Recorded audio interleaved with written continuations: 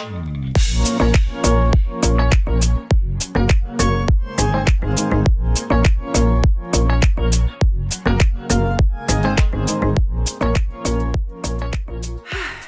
à tous, j'espère que vous allez bien, c'est Yemina ici et bienvenue sur ton podcast chrétien.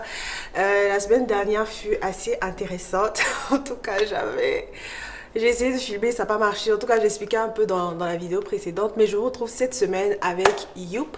Une parole d'exhortation cette semaine. Et par la grâce de Dieu, on va continuer avec ces exhortations tous les lundis.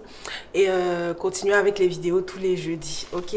So, I put myself together and I'm back. For good, hopefully. Je comprends que vraiment la régularité, c'est ça. C'est une clé vraiment. Et instead of, quelqu'un a dit, au lieu de faire un plan, bâti des habitudes en fait. Au lieu de faire un plan, en ce qui me concerne, par rapport à YouTube, au lieu de faire un plan de post vidéo, donc je dois poster chaque semaine, je dois plutôt bâtir l'habitude de filmer chaque semaine. Parce que si je filme chaque semaine, je poste chaque semaine. Anyways, this week, on va parler de comment demeurer en Dieu. Comment demeurer en Dieu. Parce que j'expliquais aussi que moi, c'était un peu aussi l'un de mes combats, par exemple, de demeurer constamment dans la présence de Dieu, de ne pas avoir des hauts et des bas, des hauts et des bas.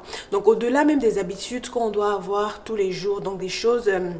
Vraiment des habitudes comme prier, comme méditer, comme lire la Bible, je sais pas encore quoi, adorer, servir, etc. Ce sont des choses vraiment physiques. Ça nécessite un effort physique pour pouvoir rester en Dieu. Ce que je veux partager aujourd'hui, c'est ce que la Bible dit. C'est pas moi-même qui suis allée chercher, c'est pas des principes que je suis allée, qui sont tirés de mon expérience, mais c'est vraiment la Bible qui dit comment en fait, des choses qu'il faut faire pour pouvoir demeurer en Dieu. La Bible dit en Jean 15 au verset 4, « Demeurez en moi et je demeurerai en vous. » Demeurez en moi et je demeurerai en vous. Le verset continue, mais c'est cette première phrase du verset qui m'intéresse ici. La Bible dit, demeurez en moi et je demeurerai en vous. Demeurer, c'est quoi? C'est l'impératif, c'est un ordre, c'est une prescription du Seigneur. Il dit, si tu veux, en gros, si tu veux que le Seigneur demeure en toi, tu dois demeurer en lui. Mais pas seulement ça, mais aussi, il y a le fait qu'il t'est nécessaire, c'est impératif en fait, pour toi et pour moi de demeurer en Dieu. C'est pas négociable, c'est pas des choses, si on veut bien que le Seigneur soit avec nous, si on veut bien rester dans la parole de Dieu, si on veut bien plaire au Seigneur. Non, c'est impératif pour toi et moi de demeurer dans la présence de Dieu. Pourquoi? Parce que nous sommes appelés à faire des choses, nous sommes appelés à accomplir des choses, nous sommes appelés à devenir un certain genre de femme, un certain genre d'homme, nous sommes appelés, nous mouvons, nous sommes en train d'avancer en fait pour devenir à l'image parfaite de Christ. Et ce que le Seigneur nous demande, c'est de demeurer en lui parce qu'en dehors de lui, on ne peut rien faire en fait.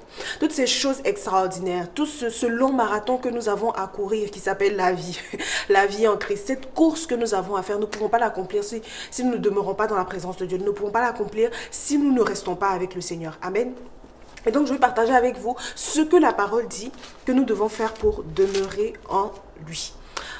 Toutes ces astuces, en fait, ces recommandations sont trouvées dans 1 Jean 3. Donc, l'impératif est trouvé dans Jean chapitre 15, verset 4. Et comment faire, en fait, pour demeurer, comme par hasard, se trouve dans 1 Jean chapitre 3 et chapitre 4. Donc si vous pouvez méditer, ça va vous aider aussi à comprendre un peu ce que le Seigneur nous demande et puis comment il nous donne les outils en fait pour faire. Parce qu'on dit très souvent, ce que le Seigneur nous dit de faire, ce que le Seigneur nous demande de faire, il nous donne aussi la capacité de le faire. Amen. Donc on va dans 1 Jean 3, déjà à partir du verset 24. La parole dit, celui qui garde ses commandements demeure en Dieu et Dieu en lui. Et nous connaissons qu'il demeure en nous par l'esprit qu'il nous a donné. Première chose, c'est garder les commandements de Dieu.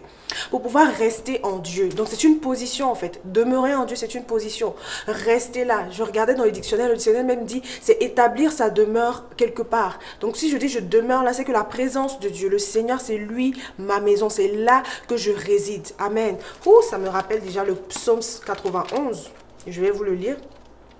Le psaume 91 qui dit, celui qui demeure sous l'abri du Très-Haut repose à l'ombre du Tout-Puissant. Celui qui demeure sous l'abri du Très-Haut repose à l'ombre du Tout-Puissant. Donc l'abri du Très-Haut, la présence du Très-Haut, c'est ma demeure, c'est ma demeure. Et là où j'ai le repos, c'est à l'abri du Tout-Puissant. Amen, c'est à l'abri du Tout-Puissant. Alors, ce que je veux qu'on retienne, c'est première chose, garder ses commandements. Garder ses commandements, écouter l'instruction de Dieu. Et garder ses commandements. Ésaïe 48, 10, encore, je vous reviens avec ce verset dont je parlais dans la vidéo précédente. Ésaïe 48:10 qui disait « Ah, moi l'Éternel, je t'instruis pour ton bien. Moi l'Éternel, ton Dieu, je t'instruis pour ton bien. Je te conduis dans la voie que tu dois suivre. Oh, si tu étais attentif à mes commandements, ton bien-être serait comme un fleuve. » Amen. Et ton bonheur comme les flots de la mer. Ta postérité serait comme le sable, et les fruits de tes entrailles comme les grains de sable. Ton nom ne serait point effacé et anéanti devant moi. Donc il y a une bénédiction, il y a une promesse qui s'attache à l'obéissance au commandement, à l'obéissance à l'instruction du Seigneur. Et moi, je sais que récemment, j'avais eu un problème avec ce côté-là parce que j'avais pas su reconnaître en fait l'instruction du Seigneur. Je pensais que c'était une option. Je pensais que là, ce que le Saint-Esprit me demandait de faire, c'était une option, alors que non, c'était une instruction du Seigneur. Et c'est ce qui m'avait frustrée parce que je me suis dit, Seigneur, je marche avec toi, mais cette instruction qui est si déterminante pour ma vie, si déterminante pour ma destinée, j'avais pas su la reconnaître en fait. Et il y a une promesse en fait qui est attachée à l'obéissance à l'instruction. Non seulement ce que la parole dit en Ésaïe 48, verset 10, verset 17 à 19, non seulement cette promesse qui est attachée à l'instruction, mais aussi le fait de demeurer dans le Seigneur. Le fait de demeurer dans le Seigneur. Donc ça, la première chose, garder ses commandements nous assure une place dans le Seigneur. La deuxième chose qui nous permet de rester, de demeurer en Dieu, c'est de nous aimer les uns les autres. De nous aimer les uns les autres. Ça ne nous sert à rien de prier, ça ne nous sert à rien d'adorer, ça ne nous sert à rien de méditer, de servir si on n'aime pas. Si on n'aime pas. Je pense que c'est dans 1 Corinthiens où Paul disait que si tu fais ces choses-là sans amour, c'est comme une des cymbales qui retentissent en fait. Ça n'a aucun impact. Ça n'a aucun impact. Là, le Père même lui-même dit, si vous voulez venir et donner votre offrande, va pardonner à ton frère d'abord avant de venir donner ton offrande. Donc l'amour, c'est vraiment une base, une condition. Tu vois, une variable très importante dans notre relation avec Dieu.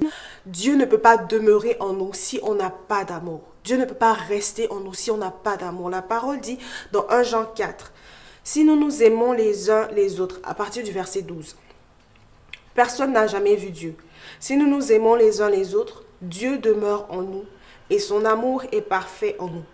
Nous connaissons que nous demeurons en lui et qu'il demeure en nous, en ce qu'il nous a donné son Saint-Esprit. Ça fait la deuxième fois qu'on dit, on reconnaît que Dieu est en nous parce qu'il nous a donné le Saint-Esprit. Et je vais revenir en fait sur cette dernière phrase pour l'instant. Je veux qu'on reste en fait, sur les astuces en fait. Donc premièrement, garder les commandements. Deuxièmement, nous aimer les uns les autres.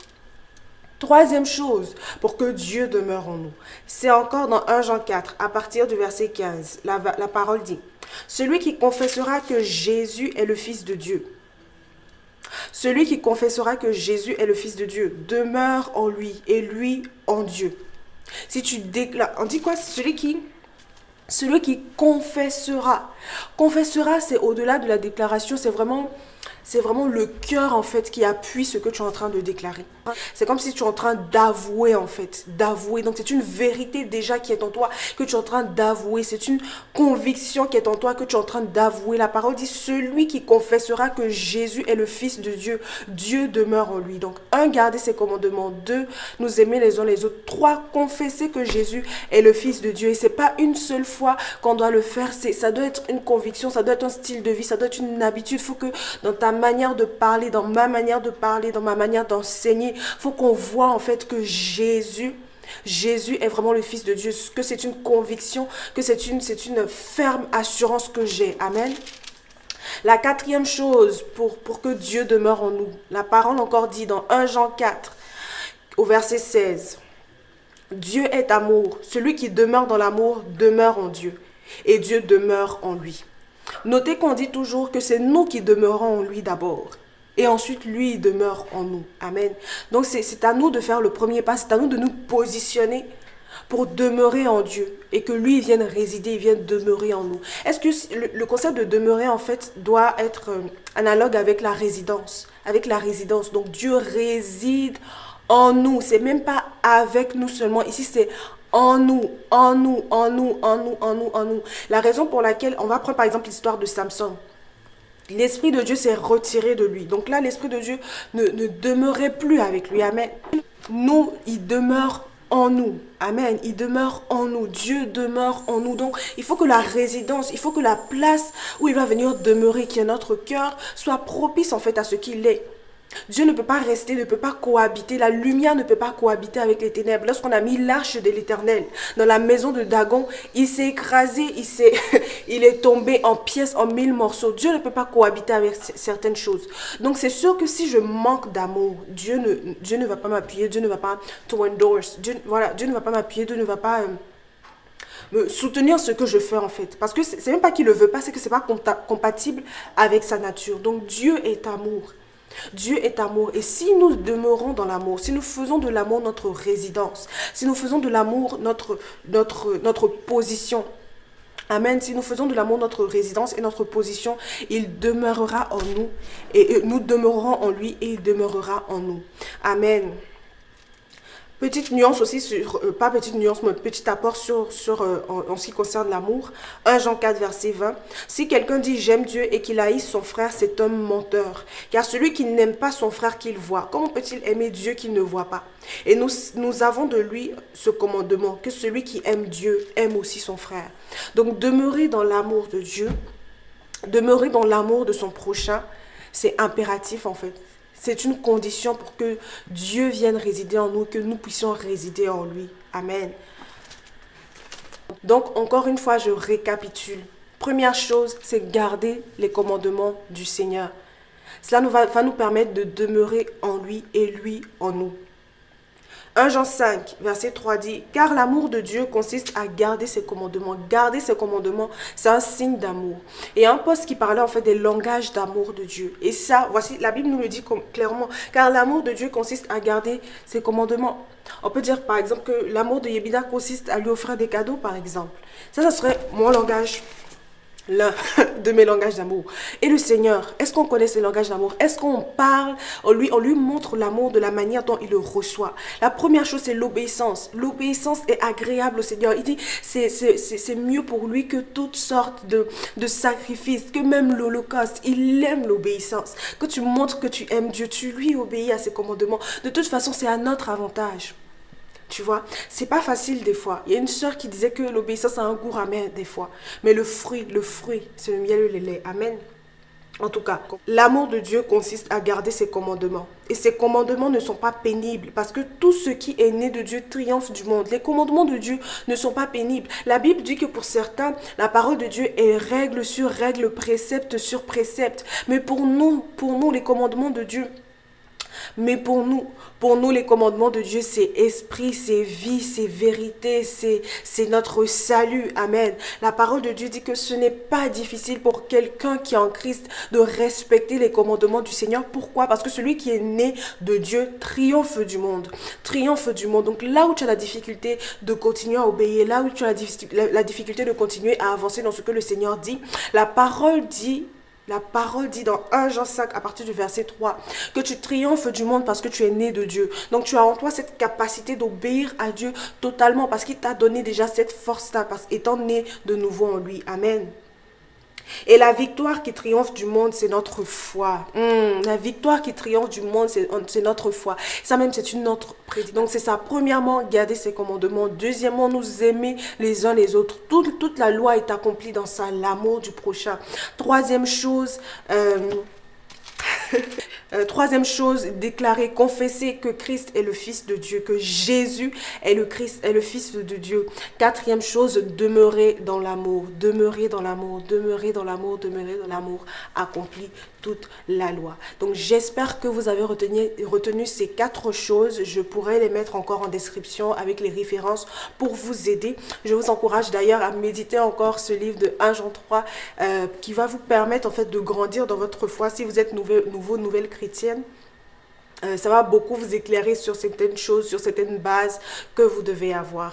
Je sais que cette vidéo, c'est contrairement aux autres paroles d'exhortation, est un peu plus longue, mais vraiment, ça me fait tellement plaisir. J'éprouve une grande joie de pouvoir parler de comment demeurer dans la présence du Père, comment demeurer en lui. Et des fois, en tant que chrétien, quand on commence à grandir et manger, je sais plus, de la nourriture solide, spirituelle, on commence à prendre des enseignements un peu plus techniques et profonds, on oublie souvent les bases, on tend à les oublier, mais c'est bien toujours de revenir. Donc quand je suis revenue à ce verset et que j'avais souligné il y a quelques années au début de ma foi chrétienne, ça m'a rendu tellement joyeuse parce que je me dis c'est ça en fait, tout repose là. Même si je suis en train d'écouter une vidéo sur je sais pas quoi du monde spirituel, etc. Demeurer dans l'amour de Dieu, demeurer dans la présence de Dieu afin qu'il demeure en moi. Aimer mes frères et sœurs, demeurer dans l'amour, ça reste la base de ma foi et cette fondation sur laquelle l'Éternel est en train de me bâtir et de te bâtir. On se retrouve ce jeudi pour une autre vidéo et que le Seigneur vous bénisse abondamment. Bye.